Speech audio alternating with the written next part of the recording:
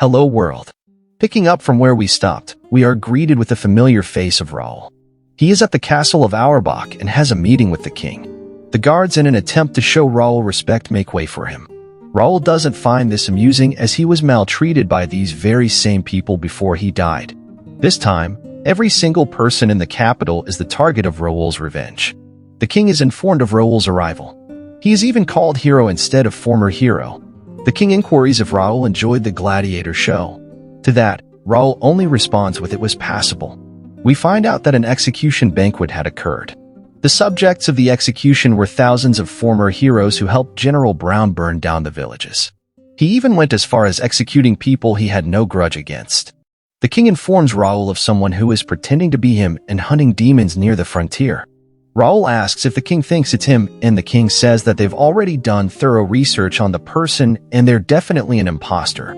A minister chimes in, telling the king that it could still be Raoul and not an imposter. The king contests the minister's opinion, but in that same moment, the minister was magically strangled. The other ministers began to freak out and asked Raoul why he would do such a thing in front of the king. Raoul informs them that anyone who chooses to doubt him deserves punishment. The other ministers are still not having and say the king will do what he did to Victoria to Raoul. The king, lowering his head, apologizes. He tells Raoul that what the minister said was disrespectful and he is sorry on his behalf. Raoul isn't bothered and says it's fine. They return back to their original discussion, and the king reveals to Raoul that the archmage Wendell is also involved. He also exposes the creepy perv as a merchant to Raoul. But Raoul already knew all of this. After all, both Wendell and the creepy guy are targets of his revenge. Furthermore, the king reveals that their profit model is selling demons as slaves. The king doesn't really like this and wants Raoul to get rid of them. Raoul corrects the king, telling him they were always his prey from the beginning. At the same time, he summons a portal and leaves, while also leaving the king in shock.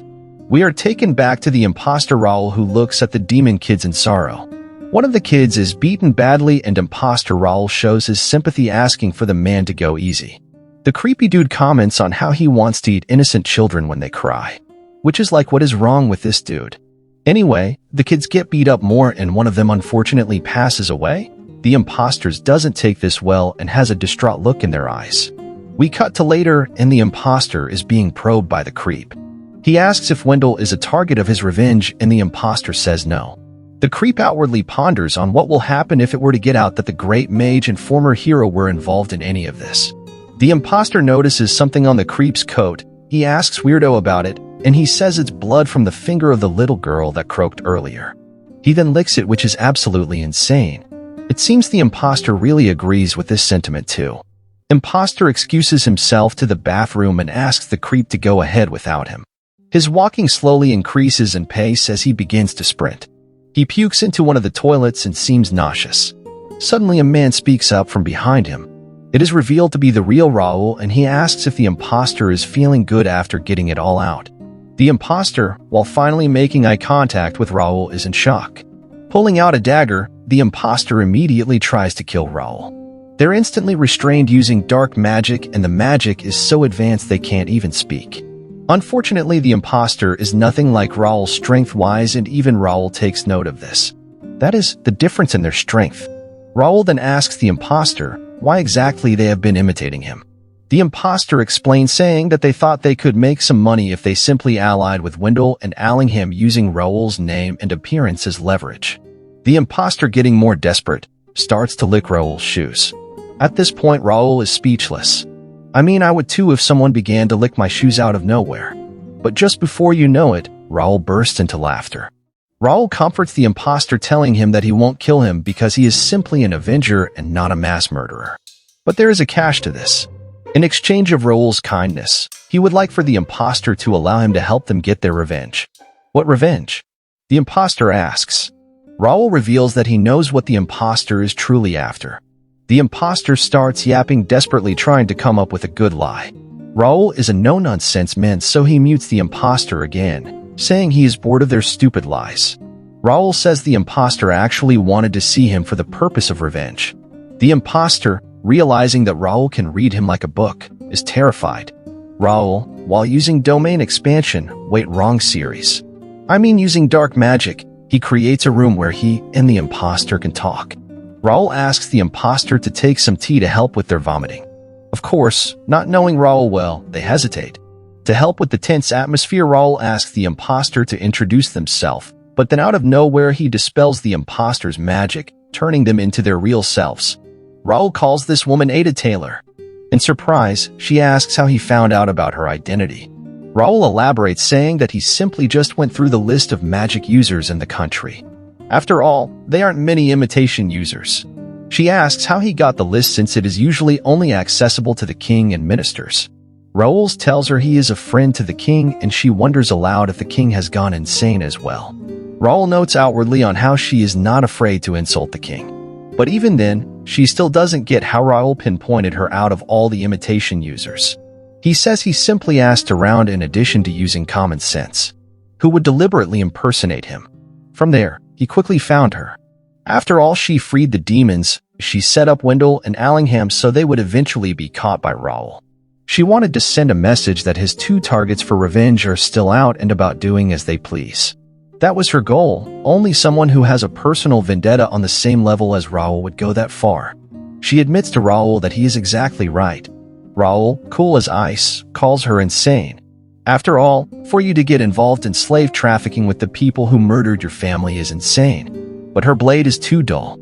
Ada Taylor, you need to remember this clearly. You want those two dead. Call forth your desire for revenge. This sends her into memory lane. She can never forget what they did to her parents. Every day since that day, she has been having nightmares. Speaking of nightmares, we get a look into Ada Taylor's past. We kick this off by taking a look at her father, Charles Taylor. To give a rundown of what he does and who he is a veteran trader. He worked as Allingham's exclusive accountant. After the Demon King's subjugation, Charles became skeptical of Allingham. Taking a look into what Charles is thinking, he questions why the creepy dude, Allingham, is investing so much into his new venture and keeping his accountant, Charles, in the dark. This seems very suspicious.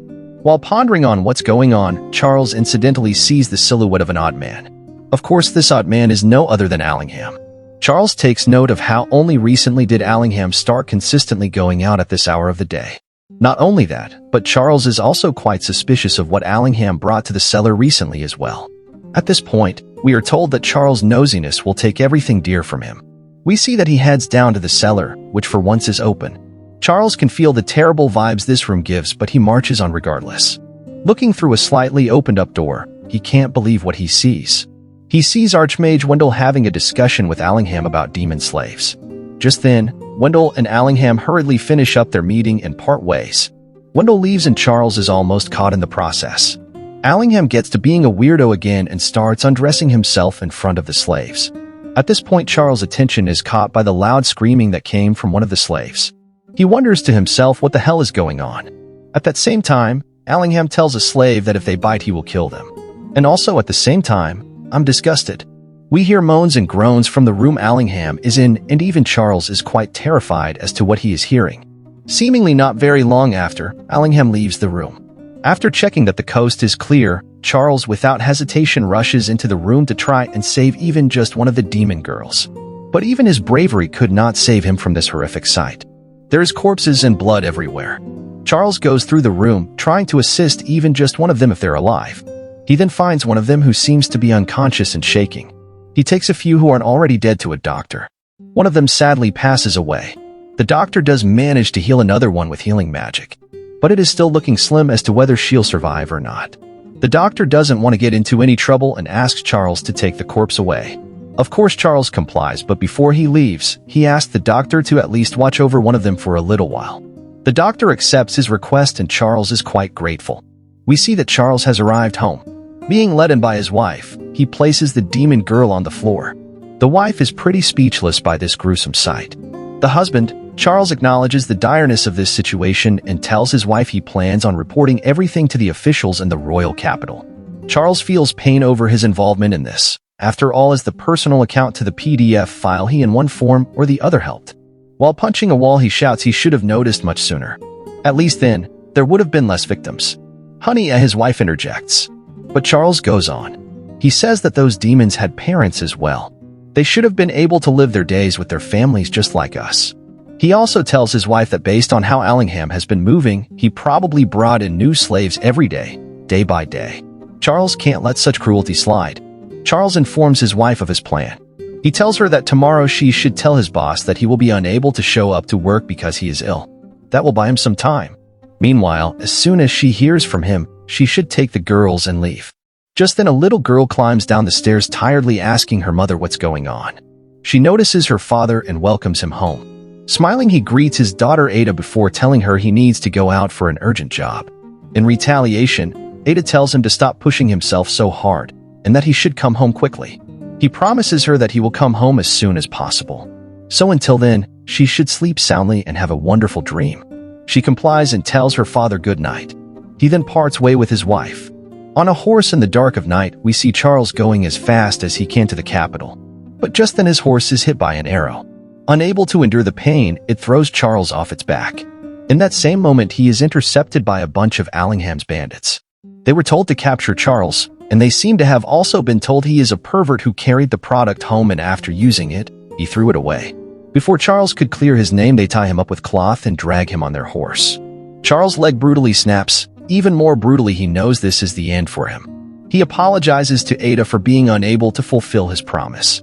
Even then, he has a little hope in him to survive. We are taken to early in the morning the following day. Ada is woken up by a loud screech. Getting up, she sees it's her mother by the front door. Worried, she rushes over to her mom and asks what's wrong. At that same moment, she saw her dad. She saw her dad mutilated and in many different pieces in a box dead. All she could mutter was the words on the box. Traitors will be executed. Ada Taylor's backstory was really sad. And I guess no one is surprised by the creepy guy being a PDF file. So well, what do you guys think about what happened in this part? Let me know in the comments below. And if you enjoyed this video, please leave a like and subscribe. Have a wonderful day.